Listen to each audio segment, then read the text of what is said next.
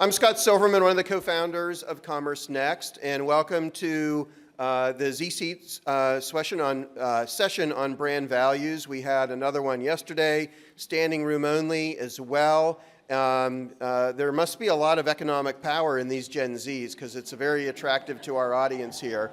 But thank you all again. This is a great format. It's an interactive conversation. You're going to get to hear directly from some Gen Zers how they're thinking about brand values, and whether you like their opinion or not, you have to live with it. So why don't we have Jessica come on up.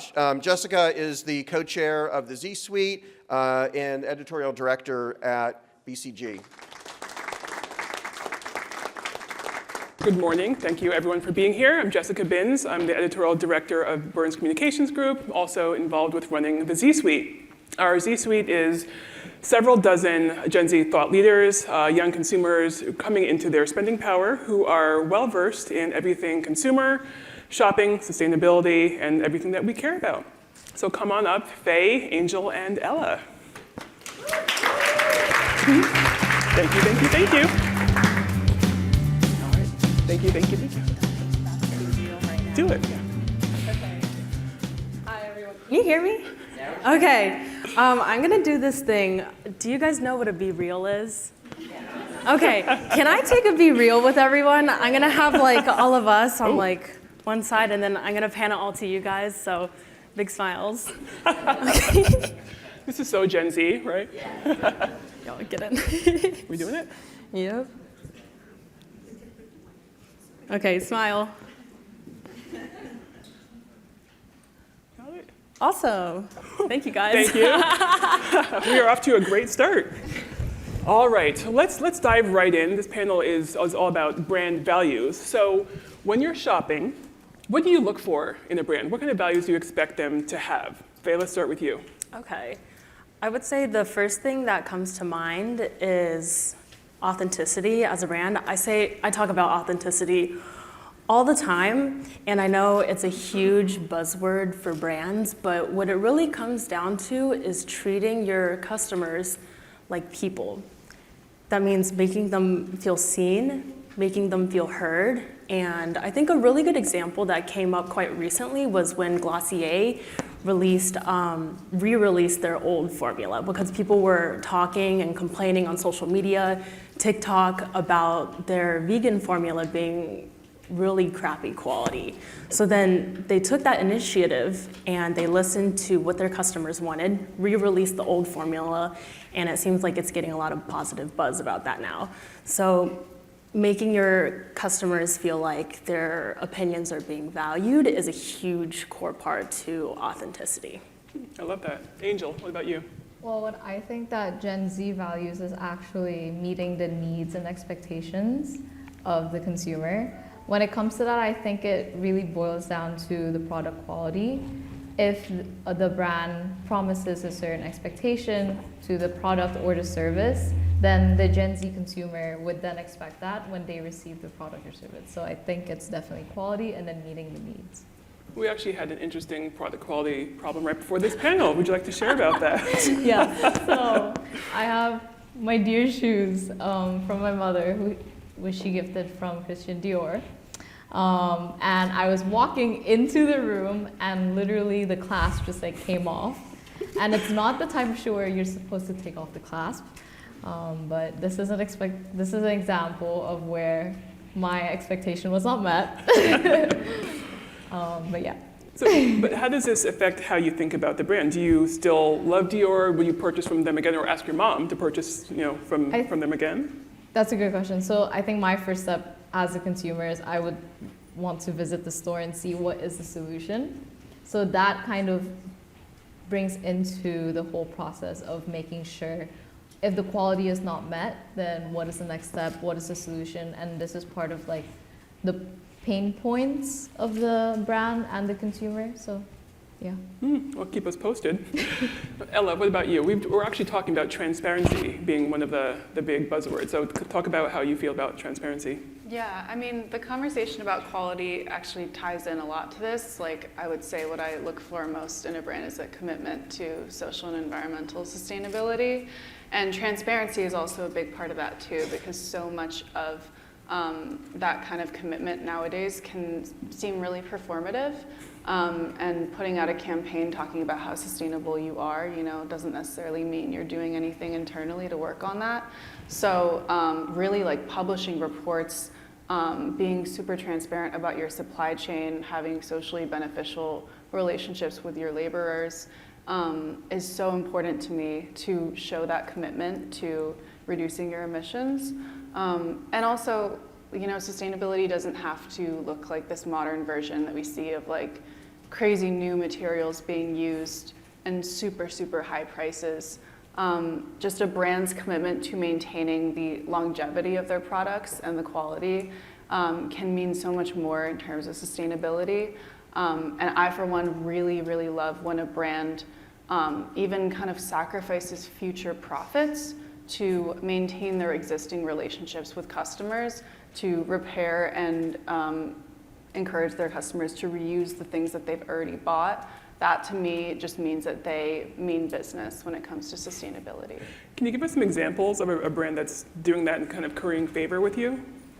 Yeah, I mean, I work for Bodhi right now, and they have a whole they have a whole store just for fine tailoring, but then they also have an entire department of people who just work on mending and repairing. And I know a lot of companies are doing that nowadays, not necessarily luxury companies, because that's always kind of been a luxury thing. But even like Selfridges, the department store in London, has an entire repair station, which would make me much more likely to go and visit that department store. I barely ever go to department stores in person anymore. Yeah, that's great. Now, in our previous conversation, Fay, we were talking about also that product quality issue, and you mentioned a brand called Oddly, right? The boxer brand. Oh, yeah. Oh my so gosh. why does that resonate with you? Tell us about the brand and why it resonated with you. Yeah, of course. So I'll preface that by explaining a little bit about how Gen Z thinks about our purchases. Like, obviously, price is at the top of our minds. Most of us do not have a full-time job. We're still in school. So we're limited in terms of our finances. And Oddly is a relatively small brand that produces hand-sewn, handmade boxers, which I believe was kind of a huge trend last summer. But they came out with a post that actually played on transparency, which we talked about earlier, where they broke down why one of their boxers was priced at $65, which you would think is pretty outlandish for a pair of boxers. And the whole reason that they made that post is because Amazon came out with a similar dupe that was $10. So they took that initiative, they put the dupes side by side, the product quality, the product material composition, and they broke down how much they were paying their workers, which was a living wage and very fair, how they were treating their workers, the cost of their products, and how much it was in total. And they compared that to the breakdown that they did on Amazon's. And looking at that discrepancy side by side, I was like, wait, can I curse? Sure. I was like, holy shit, like this is, I can't believe, like, this completely changed my view of the brand because they were willing to be so transparent about why their products were so expensive. And it completely changed the way that I viewed their company because they were willing to be this courageous to be honest to us. It'd be great to see more of that out there, wouldn't it? Yeah. Yeah, no, I love that. Let's pivot to talking about TikTok and TikTok Shop. Everyone thinks of it as the kind of next big thing in retail, especially in e-commerce right now. Are we shopping on TikTok these days? Angel, let's start with you. So I've actually made my first purchase on TikTok Shop just a few weeks ago. And definitely it was influenced because I'm on TikTok. But I've not always been a big TikTok user, which is maybe a bit surprising coming from a Gen Z. I just have a very hard time trying to make sure my algorithm works for me. I try to spend 5 minutes and I'm like, okay, I'm trying. Tomorrow, like hoping it's gonna get better. And it doesn't. Not sure why. But I was influenced to purchase a skincare brand that's Korean. And I just wasn't able to buy this brand before because it's like shipped all the way from Korea, or I have to purchase it from Olive Young, which they have like a global website for it. But this time I was able to access it from TikTok, which is I was very surprised, and I was like, okay, they definitely are capturing a very big market, being able to deliver products that usually are unattainable if you're in the United States, or maybe I'm originally from Indonesia, so if I was in Indonesia, maybe I wouldn't be able to do this, but because of TikTok, we're enabled to. But that's what I've been kind of using TikTok Shop for, reaching for stores and products that I wouldn't be able to reach, because otherwise I would just go on their website, or I'll just go on Amazon. So you're a selective TikTok shopper? Very, very selective. Okay. Yeah. What about you, Ella? I am on TikTok. I've never bought anything on the TikTok shop. I've been tempted though, and it's mostly cosmetic products. But I've never done it because they're usually the type of products that are very trendy and fatty, and like I have been tempted to buy them because I see people raving about them, but then the next week they're raving about something else. Right. So I always hesitate because I'm wondering, you know, is this something that I'm gonna like long term, or am I just buying it because I see other people talking about it? I have bought a few things from Instagram Shop, however, but I think that that's because I'm on Instagram more, and you know, I use it more, you know, for things that are important to me, activism, as opposed to just watching silly little videos. So I think my algorithm knows me better, and they recommend to me, you know, small businesses that are on Instagram. I think maybe the type of things that are on TikTok Shop right now are just like TikTok, kind of very fleeting and for a very short attention span. And I'm trying to lengthen mine, so Yeah. I have refrained. Trying to be a thoughtful shopper. Yeah. Love that. All right, Faye. I have bought one item, or actually three, but it was in one pack. It was in one pack. It was a really good deal, but I'll explain. And I since that one purchase, I never made another purchase from TikTok Shop And again. how long ago was that? It was about 3 or 4 months ago, so quite a while, and I've seen a lot of content from TikTok Shop, like just on my For You page, and usually I will just ignore them all, even if people are wearing the product and they're raving about it. Like, at the end of the day, do I really need these pair of jeans? No. And do I really want to play into mass consumerism and just TikTok brain rot? No. So, but I'll explain. So the purchase that I made 4 months ago, it was funny because at the same time I was looking for a new pair of gym shorts. I'd recently got more into weightlifting, and I needed a pair that didn't roll up when I was doing barbell squats. So I was looking on Amazon, saw a pack of 3 in really cute colors for, what, $25?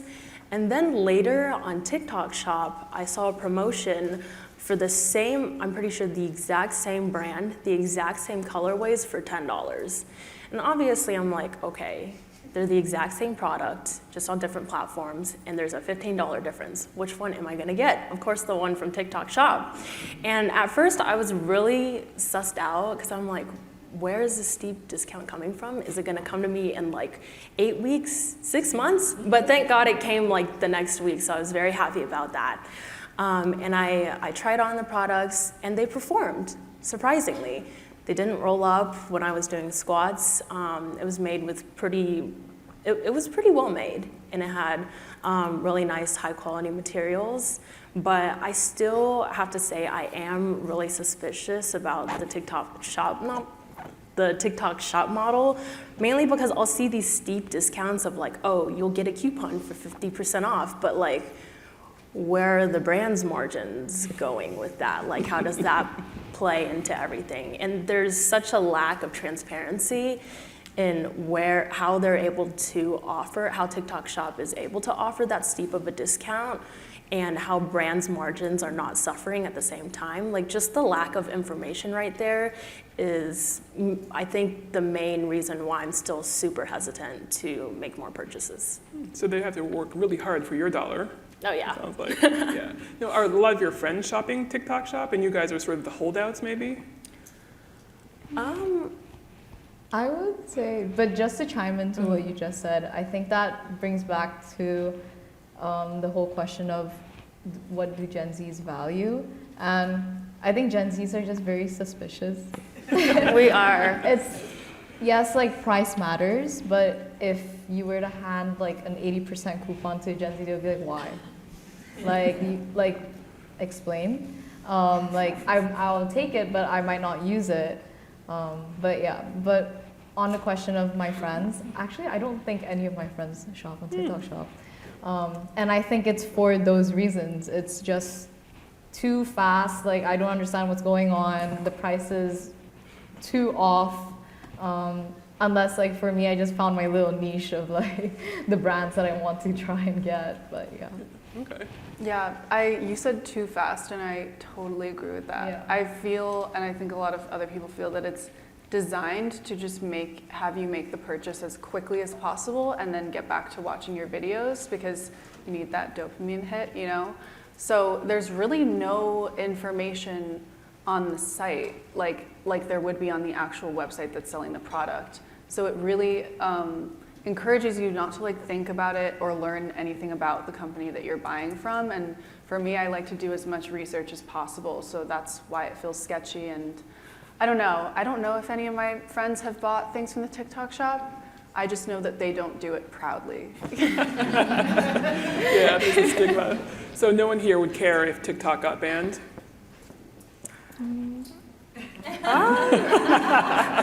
So if you take it away, you'd be concerned, maybe. Or like TikTok, like taking TikTok away from us. Yeah. Well, I'll say this. I know how TikTok is really bad at promoting like brain rot thinking and doom scrolling and like fast consumption, but I also feel like there's another side of TikTok we can take advantage of. And it's the fact that there are real people out here putting out real content, and the relatability of that and the authenticity of that, I think, beats what so many brands are doing. And like, I do want to see real people on that.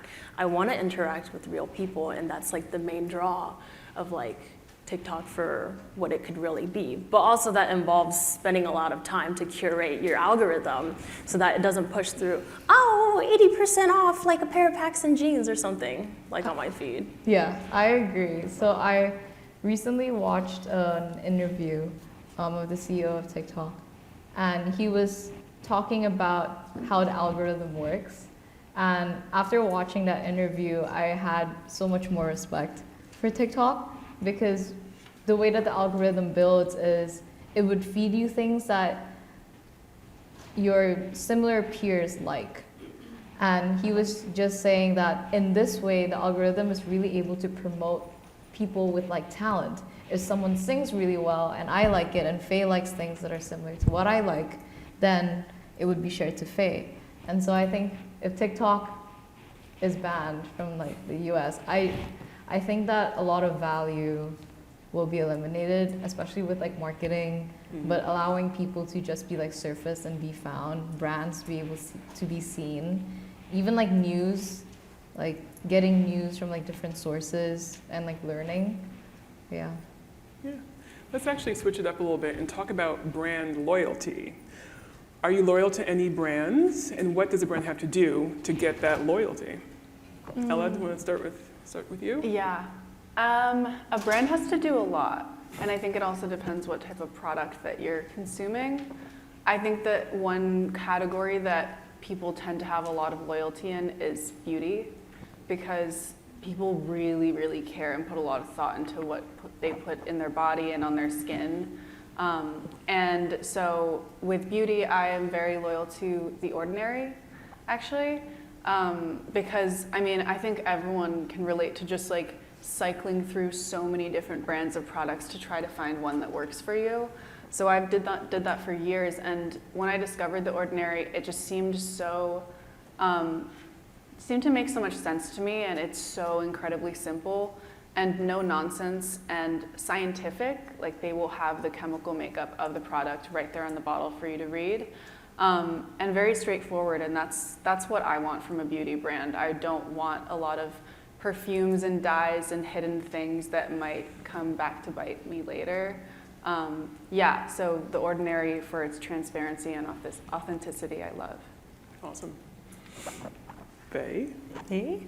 I would say it also takes a lot for me to be loyal to a brand, and at my core, I'm not loyal to any brand. And I think a lot of that comes from understanding that each brand will have its own niche in what it does best. And I don't necessarily have to shop all my items from a single brand. I can curate my own sense of style, my own sense of identity, and find what works out for me. And sometimes that means that I'm gonna be purchasing products from across different brands, whether that's in fashion or that's in beauty or any other sector. I truly believe that, like I said before, like each brand will have something that it does the best in, and it's just up to me to discover what it is that a brand does the best in. So you say you're not loyal to any brands, but you've probably made multiple purchases from some brands. So which brands are you shopping right now? I shop from La Roche-Posay, and I find that it's very easily accessible to me because it's in CVS, and there's a couple of CVS's on my campus. But I also am very suspicious of the products that I put on my skin, because I don't want anything to be disrupting my skin barrier or disrupting like my pH level or like make me break out. Like, I want a company to be honest about what they put in their products and also how their products perform without trying to deceive us. And I feel like La Roche-Posay does that pretty well in being transparent to their consumers. So, But for fashion, so we were hearing that there are brands out there in the cosmetic and skincare case that are, or skincare industry that are doing something to get your loyalty. But for fashion or for maybe electronics, are there any other brands that might be winning you over, or not really? Is that just a harder category? I think it is a little bit of a harder category, but I will say one brand that sticks out to me is surprisingly Gap. I've always noticed, and I know they've had a lot of ups and downs, but I also feel like their brand is having a good change in trajectory as of late. There's a lot of cool campaigns that I've really loved from them recently, but I think what they do best is basics. And I'm able to find a lot of really stylish basics from them. And I know you can find basics from pretty much any other brand out there. You can find it even from Amazon if you wanted to shop from there, but it's the in-store experience that they curate, and it's the fact that they're really good at making basics that keeps me going back. Like, oh, if I just need a plain, like, baggy jeans, but at the same time I need a new, like, striped tank top, where can I get it done and all in like one go? Of course, I'm gonna go to Gap. At least that's for me. It might differ for other people, but I think that just speaks to the importance of a brand building its own identity and staying true to it. I'm sure their CEO will be thrilled to have you shout them out on stage. Angel, what about you and loyalty? Yeah, I can speak of like a different category. I think it's more towards home essentials. So for me, I recently just like moved to live alone, and now I'm like trying to find brands where I think I can see consistency. Whether it be like my dishwasher soap, like the towels that I have. I recently purchased this reusable towel. They're made out of papaya. And actually the brand is called Papaya. And I first saw the ad on YouTube, and I just kept getting it over and over again. And I'm like cleaning my kitchen all the time, and I'm finding trouble because I'm using so many paper towels, or I'm using a white towel and I have to rewash the white towel and I have to dry it and go through this whole thing. And this papaya tissue ad came, and it's supposed to be super absorbent. You can rewash the papaya towel at least like 15 times until you have to get a new one. And it's incredibly cheap, and it's very clean. It's great for the environment. So now I'm very loyal to that brand. I've like repurchased a few papaya towels, used it not only for my kitchen but also for my bathroom. If I have friends over, I'm telling them, like, guys, you need to get the papaya towel. Like, it's a life change. Like, they're like, Angel, I know you love like eating papaya, but this is taking it to another extreme. But I'm like, no, but it's, yeah. But that's one brand that I've recently become very loyal to. It's interesting. I'll have to check them out after this. Yeah, I love that. So the phrase performative came up earlier in terms of, I think, performative activism. And so what do you think brands get wrong with trying to reach Gen Z? Gen Z obviously cares about diversity and all these good values and things, but do brands make the mistake of overreach sometimes and maybe putting a thin veneer of, values on top of business as usual?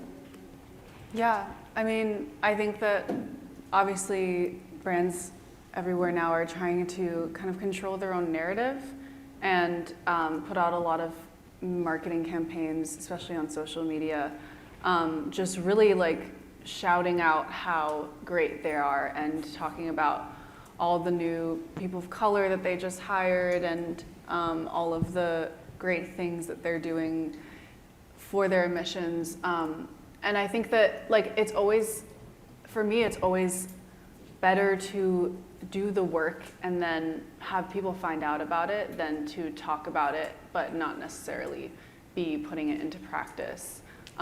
So I don't know, like obviously H&M comes to mind for just being in the media and touting themselves as the biggest sustainable fashion company, when it's clearly not necessarily true. It's hard because they work on such a big scale that any impact that they have seems huge, but compared to what other companies are doing, it's really not enough. And then another one that comes to mind is just a lot of these tech giants that are publishing sustainability reports and campaigns talking about how much they've reduced their emissions, when really it's all through carbon offsets, and it's not really anything that they're changing about their core business practices. So I would really just rather get to know a brand and start liking them because of what they make, and then find out later, like, oh, they also do all this great stuff for people on the planet,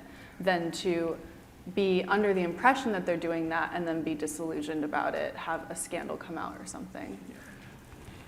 Speaking of scandals, something that came up to mind was the recent scandal with Euphoria and their foundation line.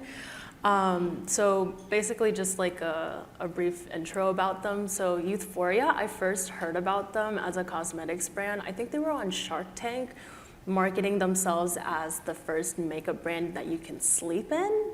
And I think they had released some sort of complexion products that you can sleep in and that has skin-loving benefits.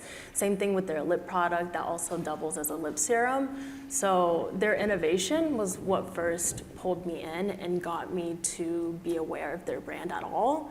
But then recently, and this blew up on TikTok, they had a scandal that involved their foundation line where they released what seemed to be diversity in skin tone in their foundation line, and they released a bottle of their darkest shade that was purely black with no undertones. And you would think if a company really values diversity, they would understand that skin has diversity too, and that there's undertones in all of our skin, and we have skin texture, whatever it may be. But the fact that they also had trouble finding models to model for that specific shade of foundation, and also the fact that Gen Z TikTokers then dug into that foundation shade and found out that they only used a black pigment in the foundation was a huge turnoff, and then it blew up, and basically the entirety of TikTok and the Gen Z population just kind of knows about it.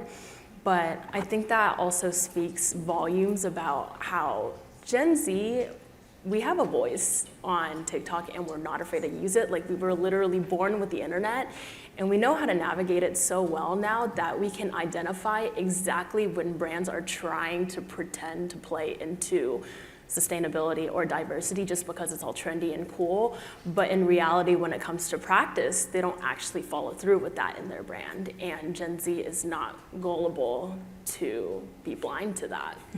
I love that. Sure. One last question before we open up for Q&A. Oh, 2 minutes. All right, let's actually move straight to Q&A. Apparently running out of time. Does the audience have anything we'd like to share? We have a mic runner in the back. We have a question up here.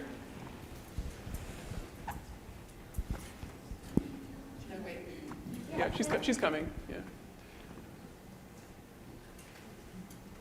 That's a big one.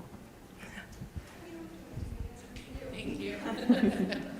I have a question. It's a little bit off of the brand values, but what brings you into a store? Obviously, we shop online, we shop in store. Is there anything that a retailer can do that would make you more want to shop in store, or is it kind of more category based, beauty, fashion, etc.? So, just curious about that. For me, I feel like I can get everything that I need online nowadays. So it's not to buy the product.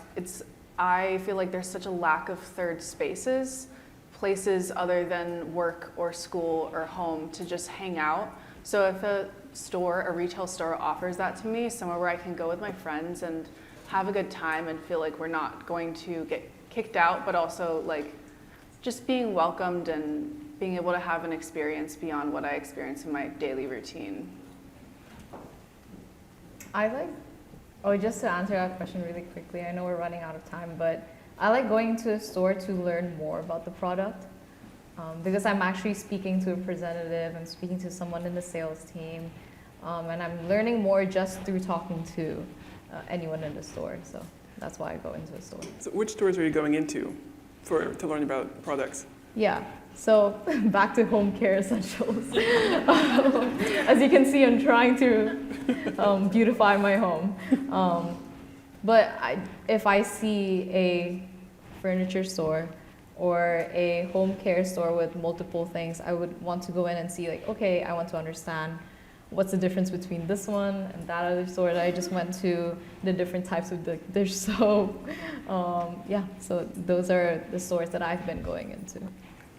And the types of stores that I typically go into, one is like when you have really good store design and it's like sexy aesthetically. Like I will go in. But the second thing is when a brand shows that they really care about you, not only as a consumer, but more importantly as a person, and not making the relationship between the brand and yourself as like something transactional, but something more real, that really draws me in. Like a good example is I went into a Kiehl's store back in Salt Lake City where my parents are like a couple months back.